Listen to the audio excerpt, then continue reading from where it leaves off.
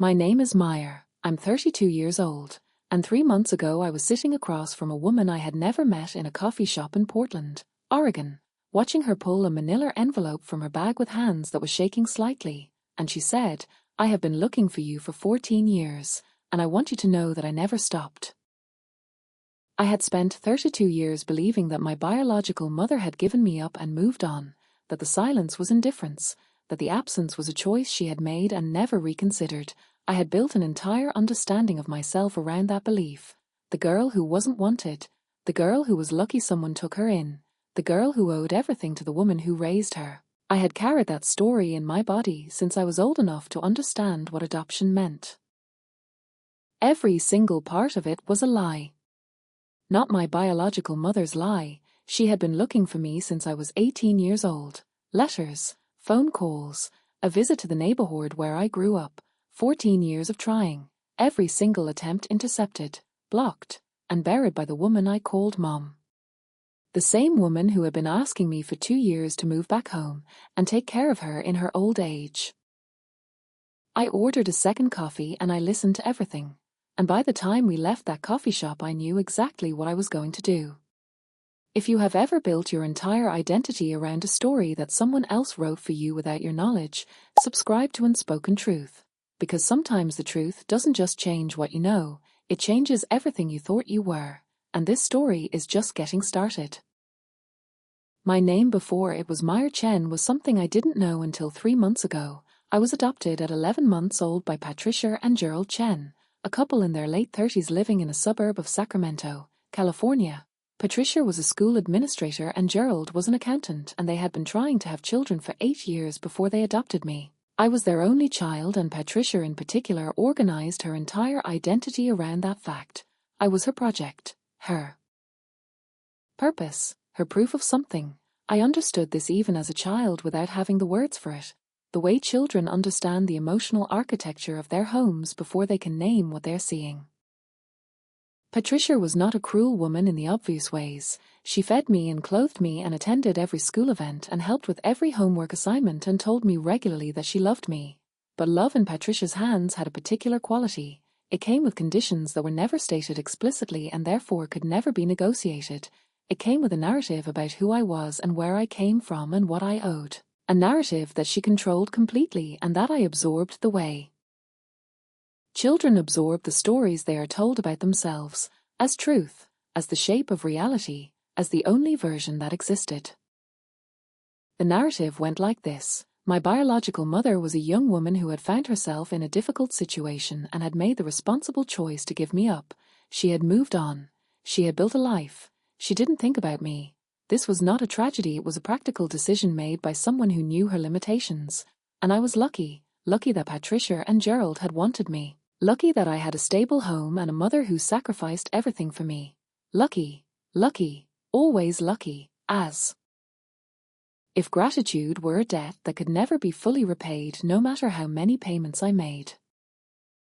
I grew up quiet and compliant in the particular way of children who have learned that their continued welcome depends on not taking up too much space. I was a good student, a helpful daughter, a child who caused no trouble because trouble felt like a risk I couldn't afford.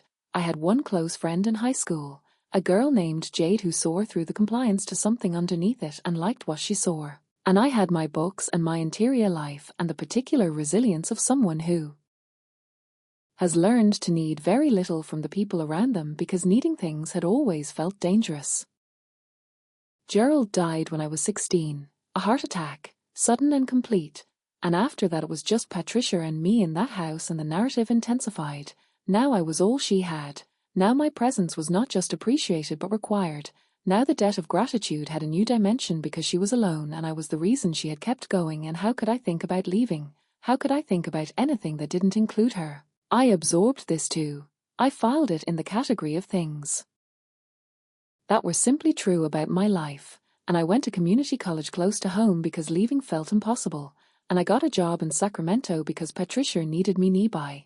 And I spent my 20s building a life in a small radius around a woman whose grip on me I had never once questioned because I had been taught from infancy that the grip was love. The first crack appeared when I was 27. I had been dating a man named David for 2 years.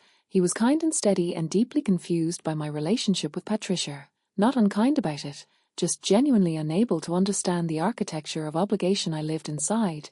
He asked me once after a particularly difficult family dinner, "Meyer, what do you actually want?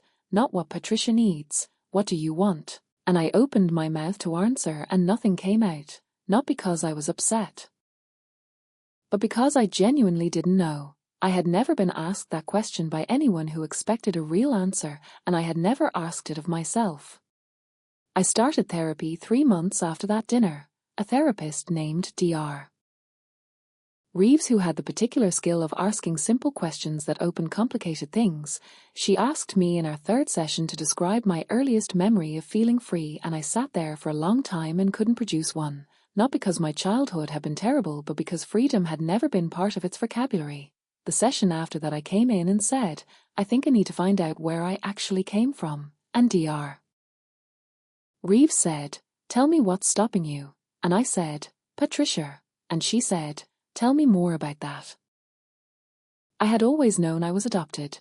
Patricia had told me from the beginning in the careful way of parents who understand that finding out later is worse, but the information she had given me was minimal and managed, a name that may or may not have been real, an age, a vague geography, a story about difficult circumstances and responsible choices, enough to answer the question and not enough to find anything. I had accepted this framing for 27 years because Patricia had presented it as the complete picture, and I had never had reason to believe otherwise. I submitted my DNA to an ancestry database on a Tuesday afternoon in January, sitting at my kitchen table with David beside me. It felt like a small thing and it felt like an enormous thing simultaneously.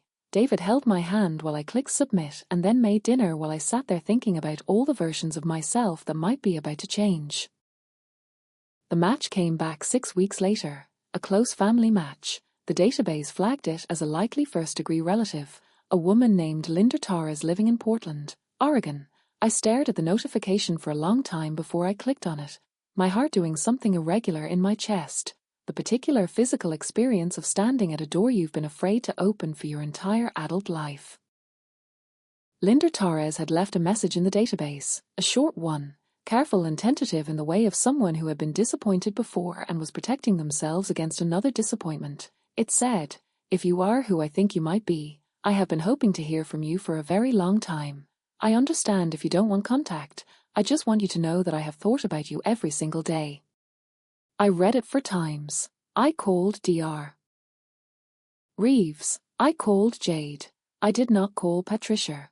And then I wrote back.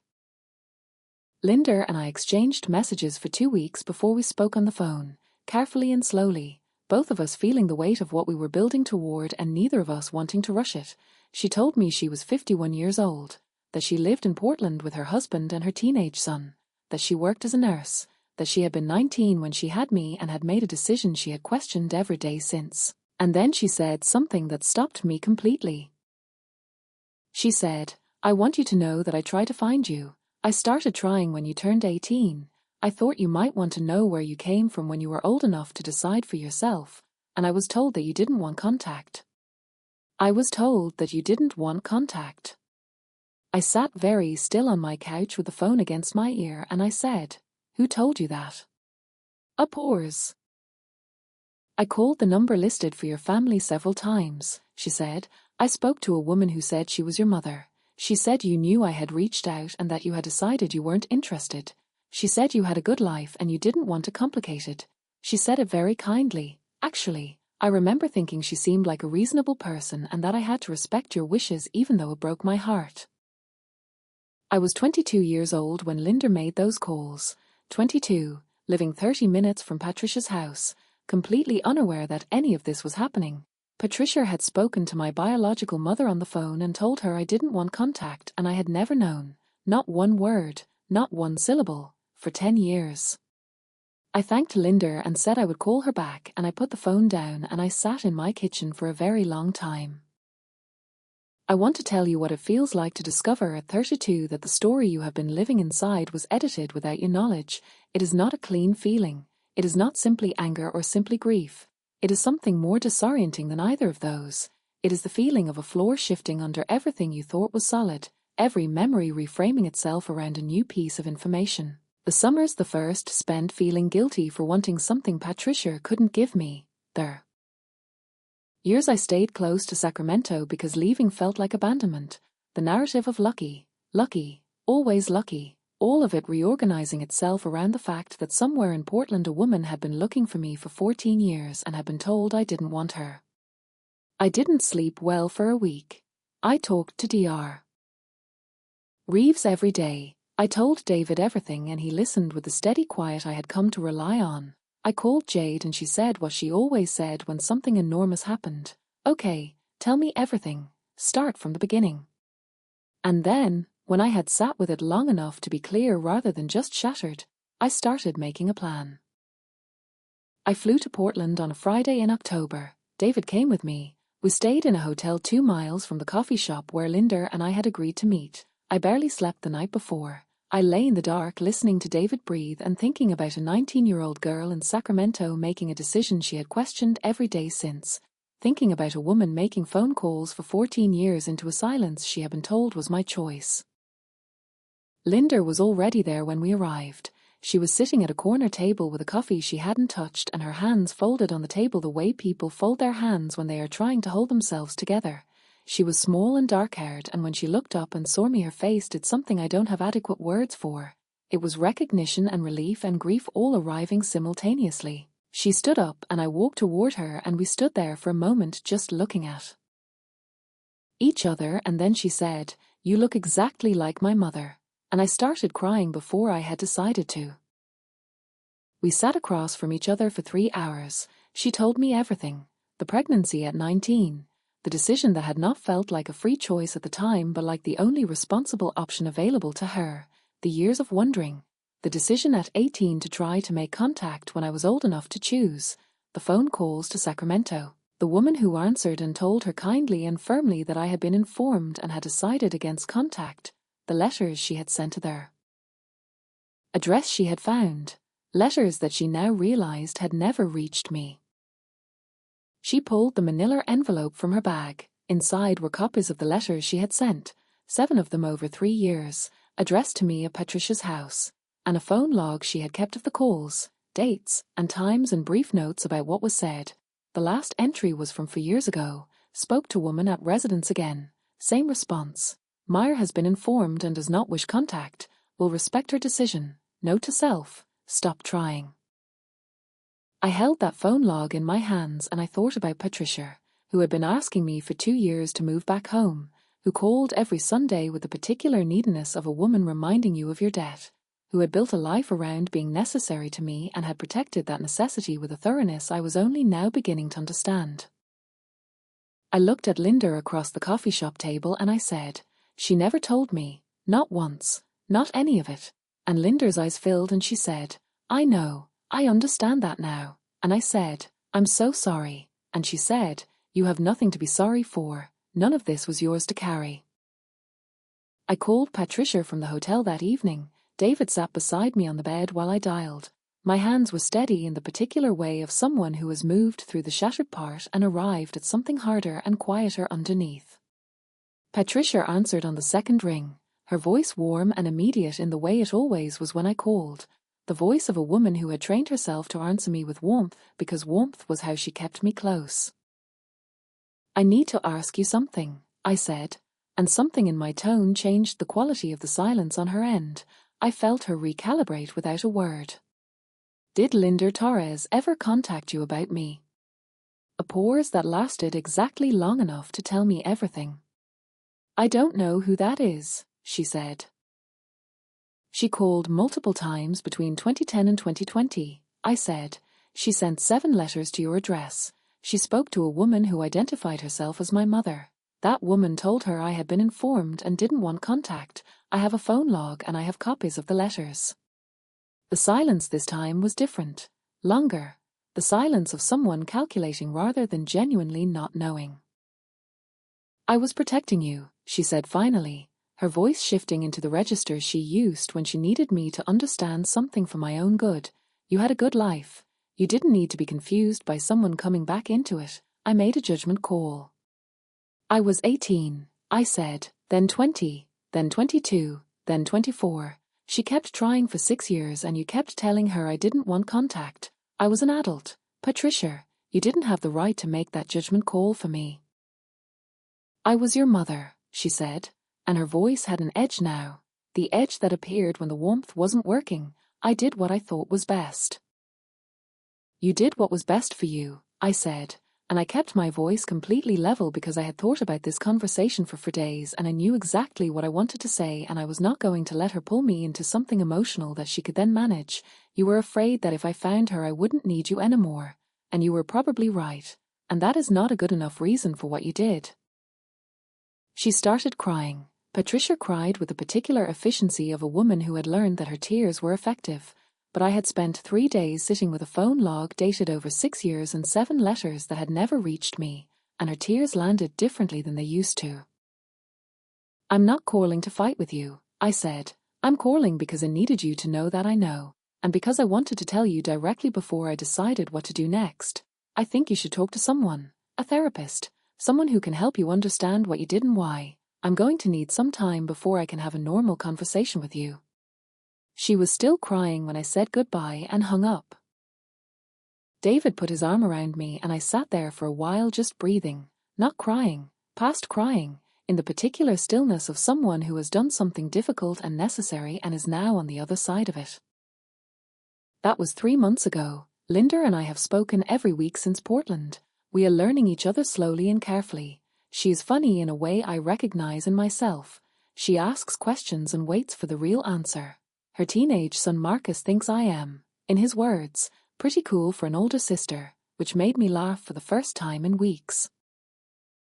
I have not spoken to Patricia since that phone call. I have written her 2 letters, not angry letters, honest ones, telling her what I needed her to understand and what I needed from her if we were ever going to have any kind of relationship. She has responded once, a letter that was more defensive than accountable, but that contained, buried in the 3rd paragraph, the sentence I was aware that I was making a choice that wasn't mine to make, which was the most honest thing she had ever said to me and which I am holding carefully while I decide what to do with it.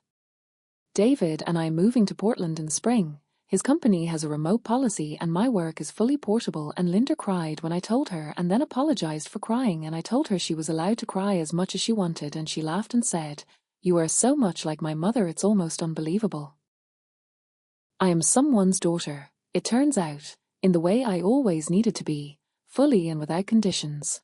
And I found her 14 years later than I should have, and I am not going to waste a single week of what's left.